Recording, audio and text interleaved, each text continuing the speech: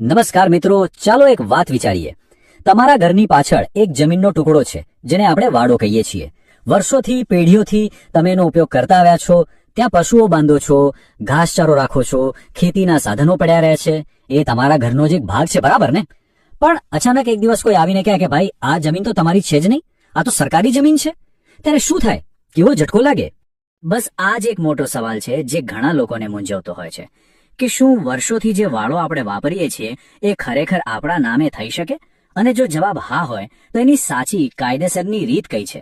તો ચલો આજના આ વિશ્લેષણમાં આપણે સ્ટેપ બાય સ્ટેપ સમજીશું કે સરકારના નિયમો પ્રમાણે આ ગામતળનો વાડો પોતાના નામે કઈ રીતે કરાવી શકાય. ધ લીગલ સફરમાં આપ સૌનું સ્વાગત છે.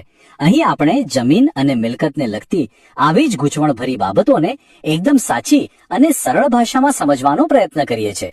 ચાલો આપણે કાયદાની સફર શરૂ કરીએ. સારું, તો કોઈ પણ પ્રક્રિયામાં આગળ વધતા પહેલા એ સૌથી જરૂરી છે કે આપણે મૂળભૂત શબ્દોને બરાબર સમજી લઈએ. એટલે સૌથી પહેલા તો એ જ જાણીએ કે આ ગામતળનો વાડો છે શું. જુઓ, આમાં બે શબ્દો છે. પહેલો છે ગામતળ. ગામતળ એટલે ગામનો એ વિસ્તાર જ્યાં લોકોના ઘર આવેલા હોય, એટલે કે રહેણાંક વિસ્તાર. અને બીજો શબ્દ છે વાડો. વાડો એટલે ઘરની બિલકુલ પાછળ કે બાજુમાં આવેલી ખુલ્લી જગ્યા. હવે આ જગ્યાનો ઉપયોગ અલગ અલગ રીતે થતો હોય છે. જેમ કે કોઈ ત્યાં પોતાના ઢોર ધાખર બાંધે, કોઈ ઘાસચારો કે બળતણના લાકડા રાખે, તો કોઈ ખેતીના ઓજારો સાચવે. ટૂંકમાં ઘરની સાથે જોડાયેલી એક ઉપયોગી ખુલ્લી જગ્યા. હવે મોટા ભાગના કિસ્સામાં થાય છે શું? લોકો પેઢીઓથી આ વાડાનો ઉપયોગ તો કરતા હોય છે, પણ સરકારી દફતરમાં એટલે કે રેકોર્ડ પર એ જમીન એમના નામે બોલતી નથી. અને અહીંયા જ ખરી સમસ્યાની શરૂઆત થાય છે. કારણ કે જ્યાં સુધી કાગળ પર તમારું નામ ન હોય ત્યાં સુધી ભવિષ્યમાં ગમે ત્યારે ભાઈઓમાં કે પછી કોઈ બીજા સાથે વિવાદ થવાની પૂરી શક્યતા રહેલી છે. તો હવે આપણે આખી વાતના સૌથી મહત્વના ભાગ પર આવીએ છીએ, નિયમો અને શરતો. એટલે કે કઈ જમીન નિયમિત થઈ શકે અને કઈ જમીન બિલકુલ ન થઈ શકે. આ સમજવું ખૂબ જ જરૂરી છે, કારણ કે આના પર જ તમારી અરજીનો બધો આધાર છે. સારું, તો અહીંયા એકદમ સ્પષ્ટ રીતે સમજાવ્યું છે. ચાલો પહેલા જોઈએ કે કઈ જમીન તમારા નામે થઈ શકે છે. પહેલી શરત, એ વાડો તમારા ઘર સાથે જોડાયેલો હોવો જોઈએ. બીજું, ઘણા વર્ષોથી એ તમારા જ કબજામાં હોવો જોઈએ. અને ત્રીજું, એનો ઉપયોગ રહેણાંક કામ માટે અથવા તો પશુધન સાચવવા જેવા કામ માટે થતો હોવો જોઈએ. જો આ શરતો પૂરી થતી હોય તો એ જમીન નિયમિત કરાવી શકાય છે. પણ હવે જરા સામેની બાજુ જુઓ. આ લિસ્ટ ખાસ યાદ રાખજો. ગૌચરની જમીન એટલે કે ગામના પશુઓ માટેની જમીન, કોઈ જાહેર રસ્તો, તળાવ કે નદી નાળાની જગ્યા, સ્મશાન ભૂમિ અથવા સરકારે કોઈ ખાસ પ્રોજેક્ટ માટે રાખેલી જમીન, આ પ્રકારની જમીન પર ગમે તેટલા વર્ષોનો કબજો હોય એ ક્યારે પણ તમારા નામે થઈ શકશે નહીં. ચાલો માની લઈએ કે તમારી જમીન પાત્રતા ધરાવે છે. તો હવે આગળ શું? હવે વારો આવે છે કાગળિયા તૈયાર કરવાનો. કોઈ પણ સરકારી કામમાં પુરાવા અને દસ્તાવેજો સૌથી મહત્વના હોય છે. તો જોઈએ કે આ કામ માટે તમારે કયા કયા ડોક્યુમેન્ટ્સ ભેગા કરવા પડશે. જો તમારી અરજીને મજબૂત બનાવવા માટે આ પુરાવાઓ જોઈશે. સૌથી પહેલા તમારા ઘરનો મિલકત આકારણીનો ઉતારો. બીજું, તમે ઘરનો વેરો ભરો છો એની ગ્રામ પંચાયતની રસીદ. ત્રીજું, જે વાડાની જગ્યા છે એનો એક વ્યવસ્થિત નકશો. ચોથું, અને આ બહુ મહત્વનું છે, તમારા આજુબાજુના પાડોશીઓનું લેખિત નિવેદન, જેને પંચનામું કહેવાય છે, જે સાબિત કરે કે તમે જ આ જગ્યા વાપરો છો. અને છેલ્લે, તમારી ઓળખ માટે તમારું આધાર કાર્ડ કે બીજો કોઈ પુરાવો. આ બધા દસ્તાવેજોનો એક જ હેતુ છે, એ સાબિત કરવું કે આ જમીન પર તમારો જૂનો અને સતત કબજો છે. સારું, તો ડોક્યુમેન્ટ્સ તૈયાર છે, જમીન પર નિયમોમાં આવે છે. હવે આવે છે આખી વાતનો સૌથી મુખ્ય ભાગ, એટલે કે સંપૂર્ણ કાનૂની પ્રક્રિયા. ચાલો હવે આપણે એક પછી એક પગલા સમજીએ કે તમારે અરજી ક્યાંથી શરૂ કરવાની છે અને છેલ્લે તમારા નામે કાગળિયા કેવી રીતે થશે.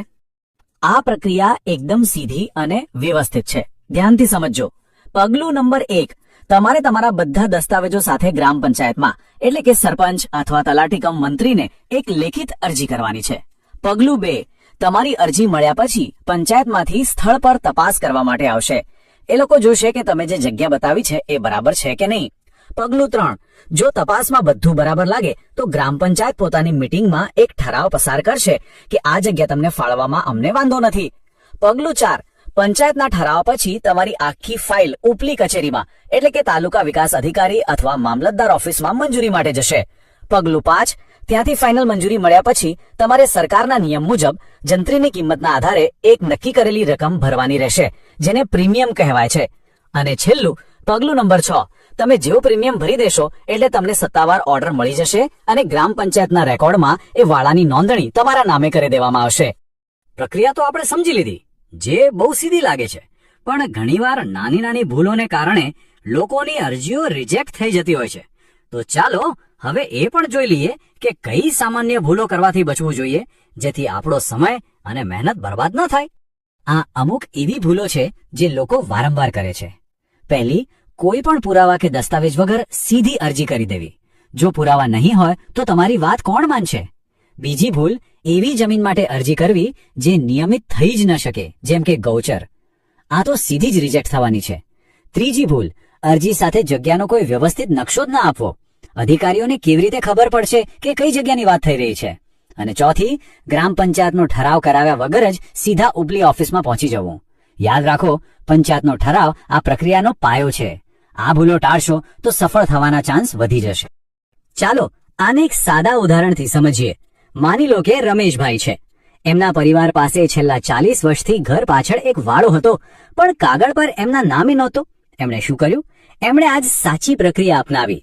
પંચાયતમાં અરજી કરી, અધિકારીઓએ આવેલી જગ્યાની તપાસ કરી, પછી એમણે સરકારનું પ્રીમિયમ ભર્યું અને બસ થોડા જ સમયમાં એ વાડો સત્તાવાર અને કાયદેસર રીતે રમેશભાઈના નામે નોંધાઈ ગયો. આ ઉદાહરણ એ જ બતાવે છે કે જો સાચી રીતે કામ કરવામાં આવે તો પરિણામ ચોક્કસ મળે છે. હવે આગળ વધતા પહેલા એક છેલ્લી પણ સૌથી અગત્યની વાત. અહીં જે માહિતી આપવામાં આવી છે એ એક સામાન્ય પ્રક્રિયા છે, પણ યાદ રાખજો, કાયદામાં જગ્યા અને જિલ્લા પ્રમાણે થોડા ઘણા ફેરફાર હોઈ શકે છે. એટલે મારી ખાસ સલાહ છે કે કોઈ પણ પગલું ભરતા પહેલા એકવાર તમારી સ્થાનિક ગ્રામ પંચાયત અથવા તો મામલતદાર કચેરી